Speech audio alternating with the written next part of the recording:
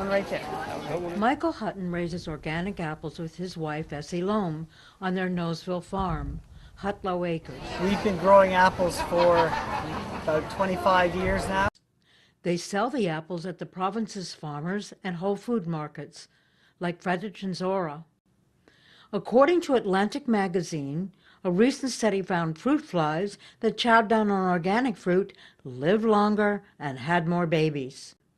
Ours president, Ralph Miles, knows why that's important to his customers. These apples now aren't going to have any pesticides or herbicides or any negative things that are going to be ending up in your body that your liver has to deal with. Hutton raises different varieties of apples, timed to ripen at different times, from late August to late October. We picked 1,000 pounds of Liberties last Tuesday, and that was the last major picking that we had.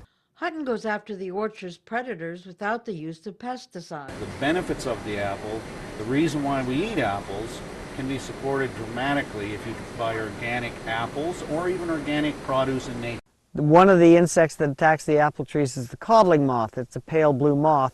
This contains the sex attractant for the female moth, and the males get confused and can't find the female. Privileged to know Michael and Essie for a long time. They first certified around, I think in the early 90s.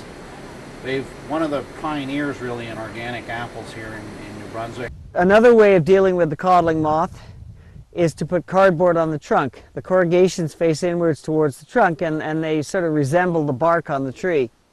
If we miss some of the codling moth, and they do mate, so their caterpillars will come out of the apples and go down the trunk towards the ground to pupate, to become a cocoon and produce next year's generation. You have to be very specific about the sprays you can use. For the disease scab, we spray a bacteria which attacks the scab fungus.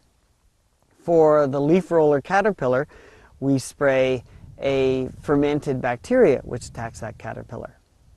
For the disease fire blight, which is a fungus, we spray another fungus which occupies the places in the apple flowers that the fire blight wants to go to, and therefore we stop the fire blight from entering a tree. Apples are extremely difficult to grow organically. Hutlow's apples sell for about $1.50 per pound, but you can buy more for less.